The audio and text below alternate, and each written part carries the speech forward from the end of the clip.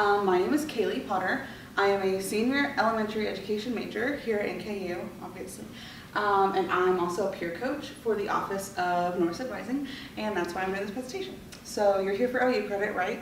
Yes.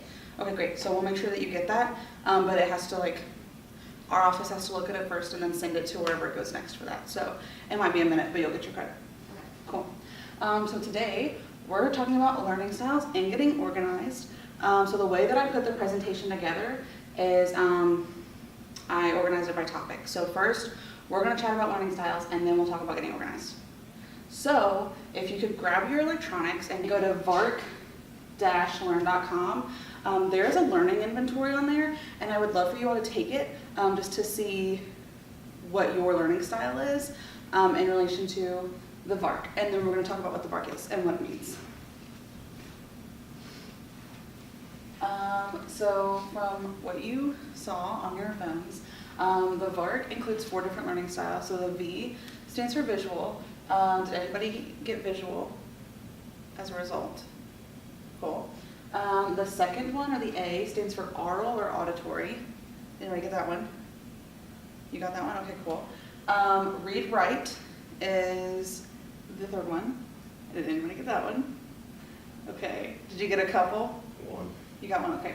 And then the last one is kinesthetic. So did anybody get that one? Okay, cool. So we're going to talk about what they all are because I think it's super important that you know what your learning style is and what that means for you. And typically when people hear the information, they're like, oh, that makes sense because I do that all the time. So that's kind of fun.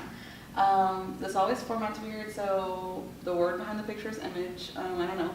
So the first learning style that the VARK touches on is visual. This learning style is also known as like a spatial learning style, just because you like to see everything, you know, with your eyes. I don't know.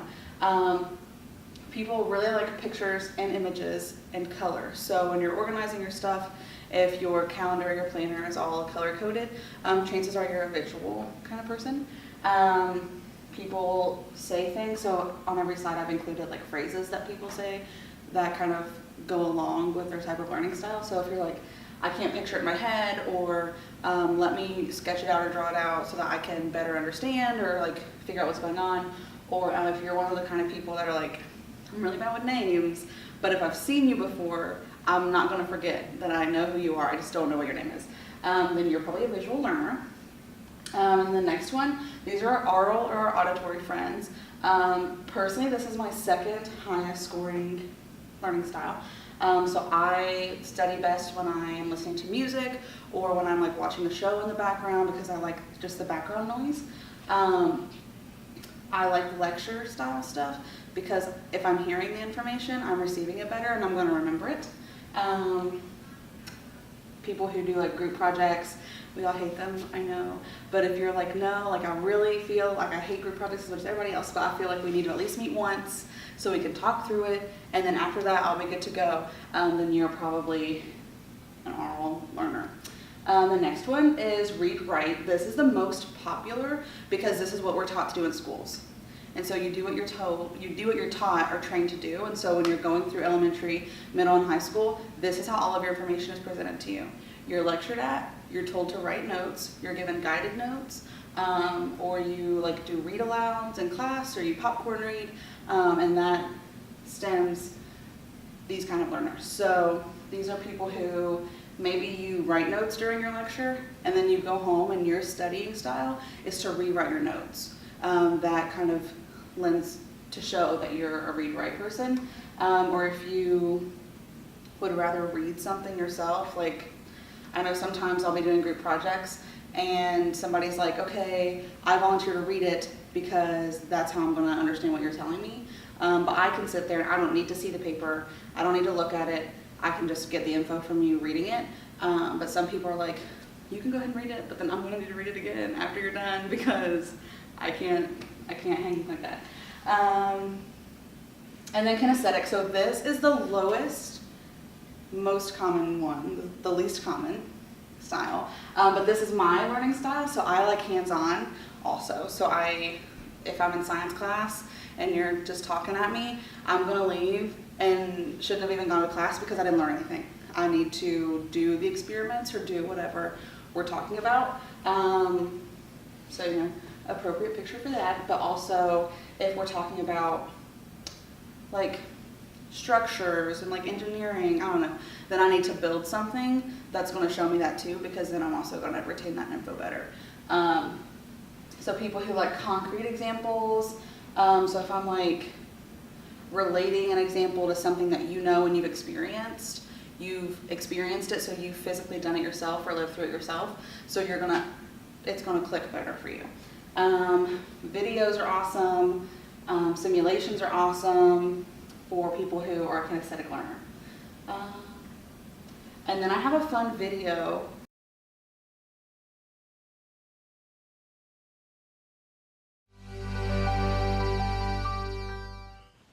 All right. So, assessing the situation, are they breathing? No, Rose, they are not breathing. And they have no arms or legs. No, that's not part of it. Where are they? You know what? If we come across somebody with no arms or legs, do we bother resuscitating them? I mean, what kind of quality of life do we have there? I would want to live with no legs. How about no arms? No arms or legs is basically how you exist right now, Kevin. You don't do anything. All right, well, let's get back to it, because you're losing them. Okay, too fast. Everyone, we need to pump at a pace of 100 beats per minute. Oh, okay. That's hard to keep track. How many is that per hour? How's that gonna help you? I will divide and then count to it. Right. Okay, well, a good trick is to pump to the tune of Staying Alive by the Bee Gees. Do you know that song? Yes, I do. I love that song. First I was afraid, I was petrified. No, it's staying alive, Okay, yes, staying yes. alive. You were in the parking lot earlier. That's how I know you.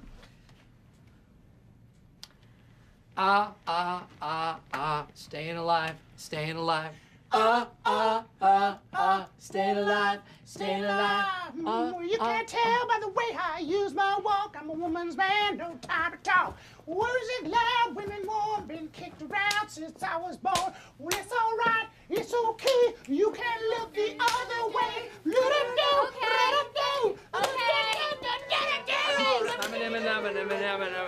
Staying alive, staying alive. Yeah, okay, you didn't maintain 100 beats per minute, and the ambulance didn't arrive because nobody called 911, so you lost him. Okay, he's dead. Anyone know what we do next? Anybody? Rose? I have no idea. Anyone else? We bury him. Wrong. Check for an organ donor card. If he has one, we only have minutes to harvest. He has no wallet, I checked. He is an organ donor. He is? Yeah. Give me some ice in a styrofoam bucket. Here we go.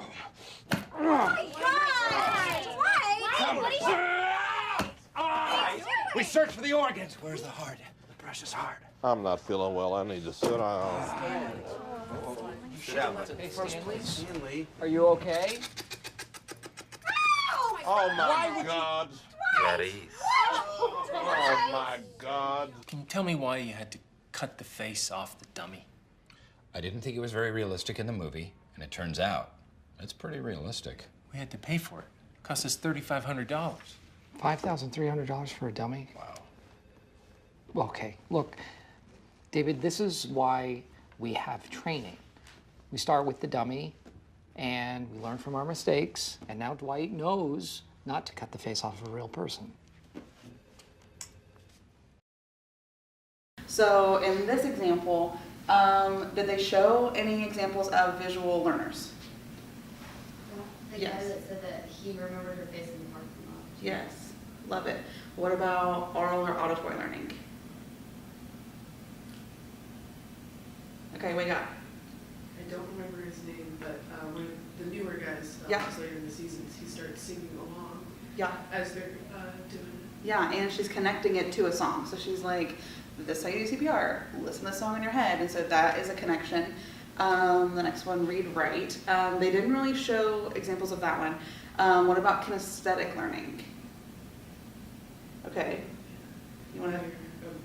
Yes, so they're actually doing it. And in the end, Michael says, you know, but this is why we do trainings, because now Dwight knows not to cut up the dummies anymore, because he did it hands-on and he got in trouble. So we're going to watch one more, and I'll ask the same type of questions, so now you know what to be looking for.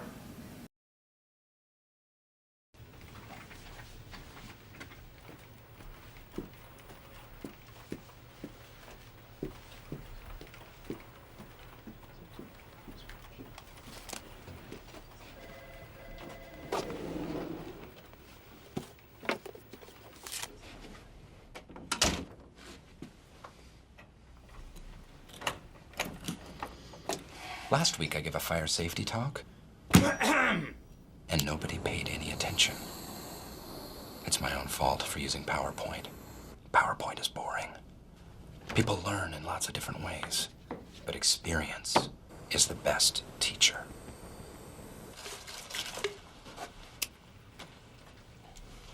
Today, smoking is gonna save lives.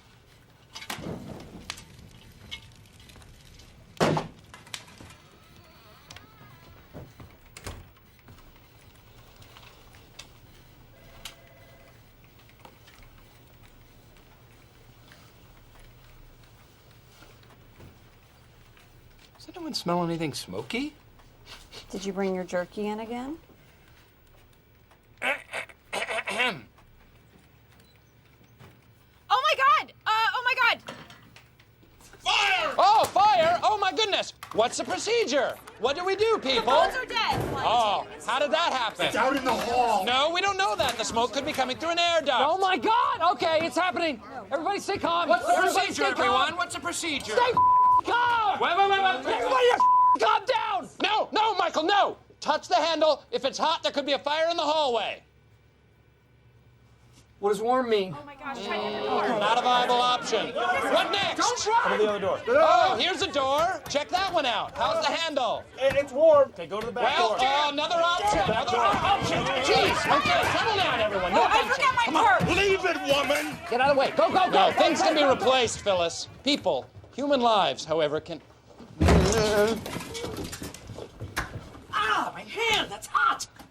This was hot too. Okay, we're trapped. Everyone for himself. Okay. Let's go. Let's go. Get out of my way. Okay. Call, please. Have you ever seen a burn victim? Okay. Procedure. Exit options. Where do we go, folks? Use a what to cover the mouth? A what? A rag. A damp rag, perhaps. Let's remember those procedures. What are the options? Okay, that's the wrong way. We've already tried that. Remember your exit points. Exit points, people. What's next? Oscar! Huh? Stay alive. I'm getting help. Pull me up. You're too heavy. I only weigh 82 pounds. Save Bandit. How about 911? Anyone? 911.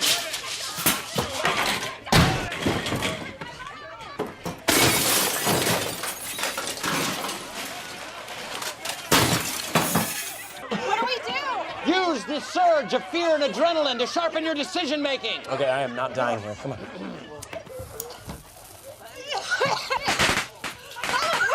What is that? The fire's shooting at us.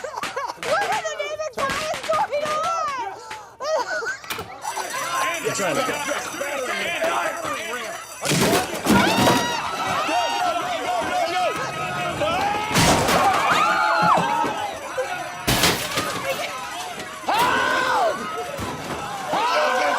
Oh my God!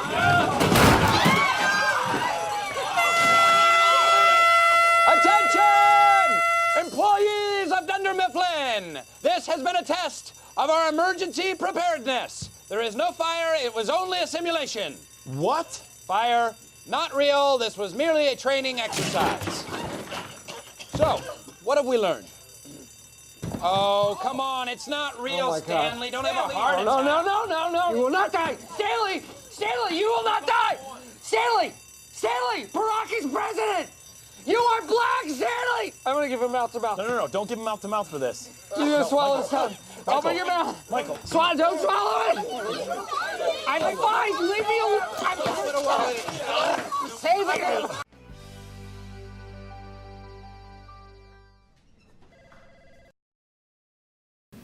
Visual. What kind of things do we see that may show that we are learning in a visual way? What do you guys think?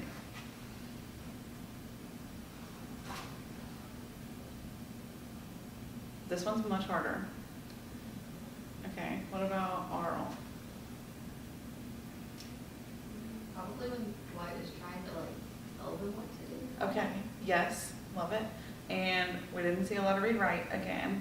Wait, what about the PowerPoint part whenever he said that was boring? Yes, so what does that tell you about him and his learning style? If he thinks that is really boring, and he says experience is the best way to learn, then he is probably kinesthetic, and the whole thing was a kinesthetic learning experience. So very chaotic, and you just can't blame Stanley for a heart attack, because that would have given anybody a heart attack. Okay, so those are fun. I like those, but basically that is all for the learning styles part. So now we're going to talk about getting organized. So the very first thing that I want to say is a lot of times people are like, I tried to get organized in high school, it just didn't work for me. College is so much different. Obviously, whether you've been in college a while or whether you just got here, you can tell the major difference in needing to be organized for the two different parts of your life. So if these questions I ask apply to you, just like do a quick hand raise. So number one, do you forget to turn assignments in, or do you turn assignments in late? Does this apply to you, or have you ever done it? Come on, I know we all have at least turned in one late because we've been like, oh man, it slipped right past me. Okay. Do you always feel behind in your classes, or so stressed and you're like, I just can't keep up? You're really not behind, but you feel that way. Yeah, okay. And do you constantly feel stressed about your time and getting everything done? You're just like, there's not enough time in the day, when am I going to get all these assignments done, that kind of stuff.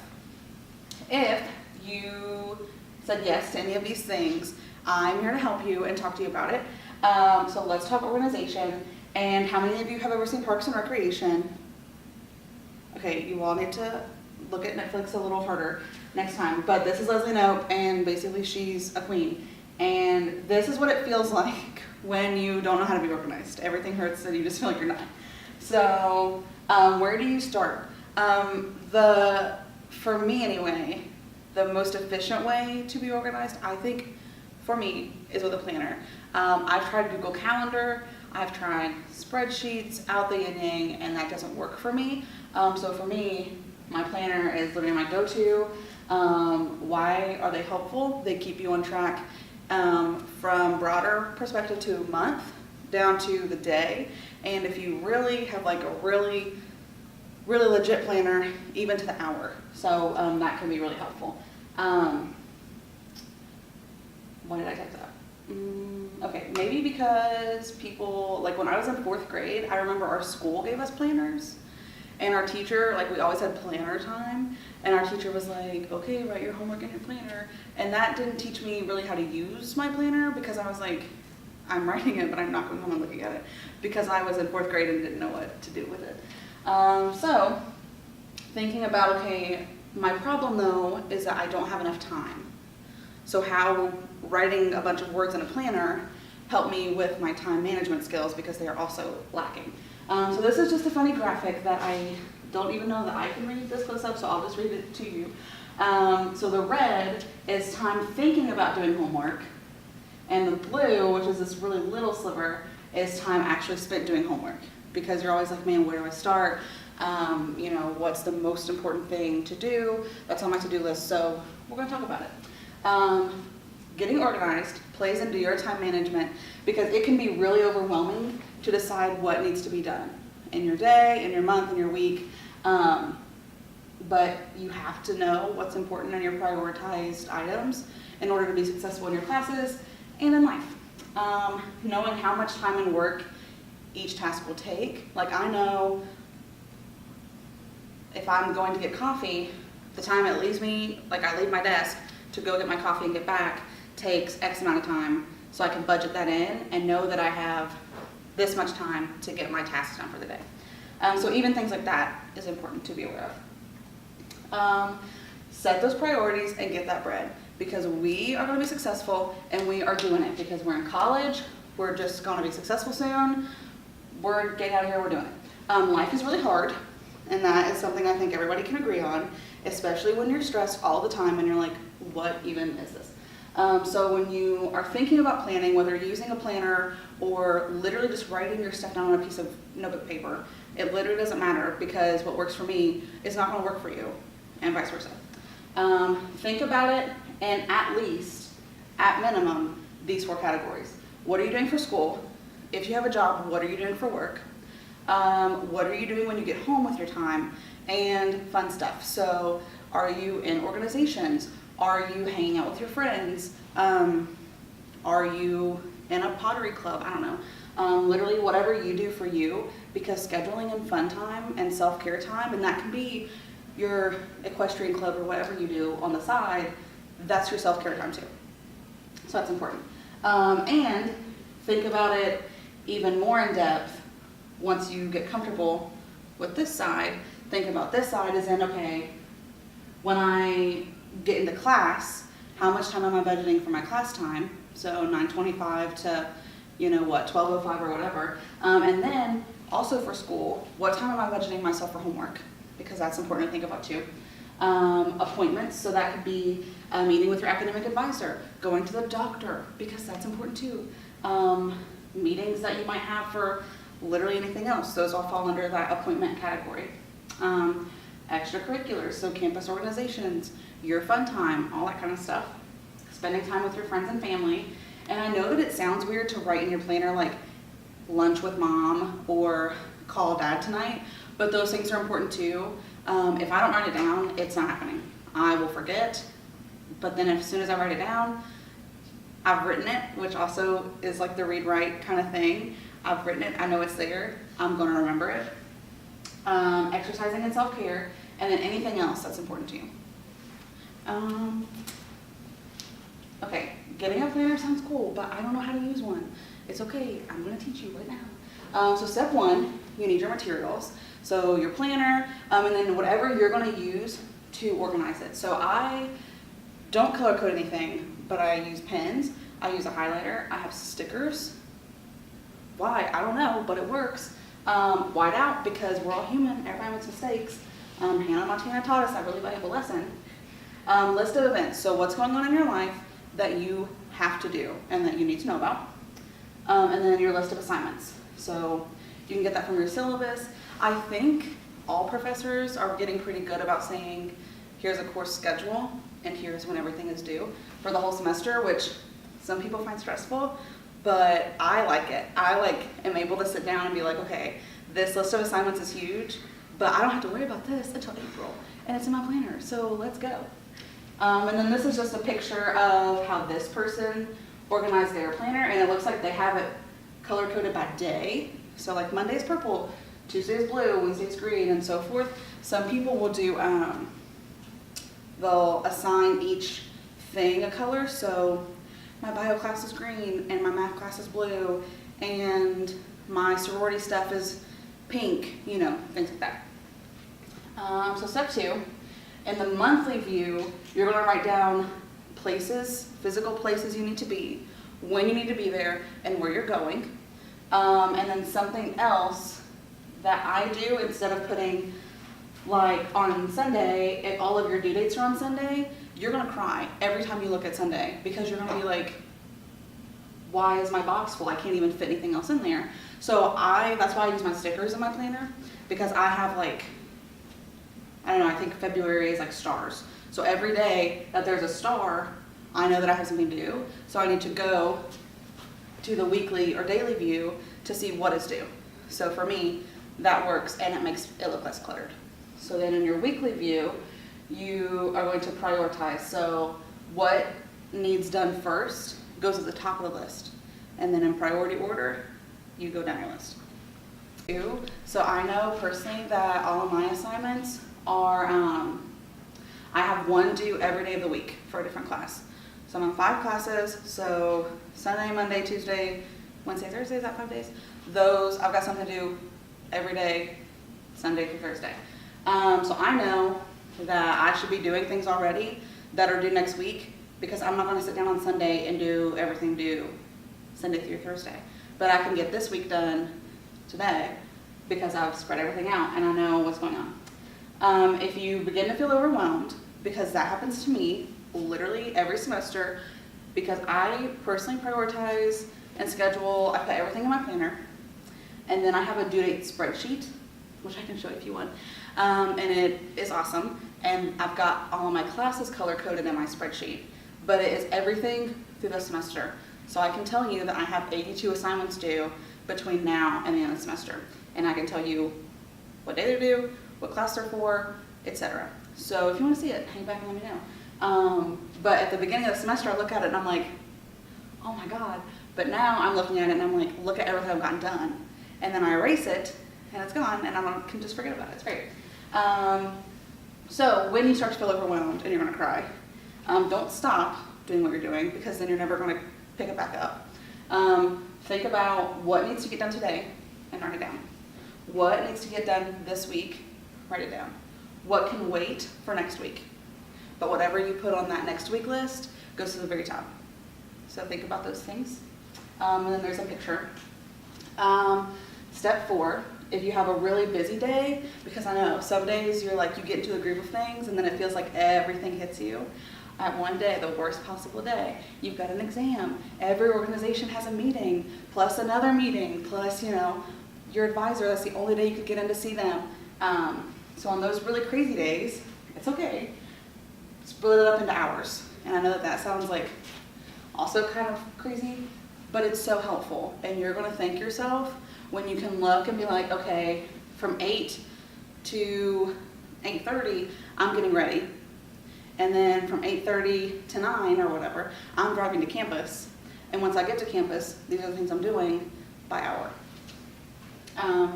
So that's really helpful. And then finally, please keep doing it. Hold yourself accountable. The way that I like to think of things is, whose name is going to be on my diploma? Mine. So nobody else can help me and make sure that I'm staying organized and staying on top of my stuff, because nobody else is responsible for my diploma but me, and making sure that I'm getting my degree. And then in the future, whose name's on my paycheck? I'm the one earning my money. I'm the one getting that bread. Let's do it. You know what I'm saying? Like, nobody else is going to be the reason that I get fired because I didn't stay on top of my stuff. So, and then, I don't know what that was, but I'm going to fix it because, I don't know, I don't want to look at it that way. So anyway, and then this is just a cute graphic of a bullet journal, which we're going to talk about in a minute. That literally, this is someone's daily routine. So in the morning, these are the things they do. In the afternoon, these are the things they do. And in the evening, these are things that they do every single day. But Kaylee, I don't want to carry a planner around.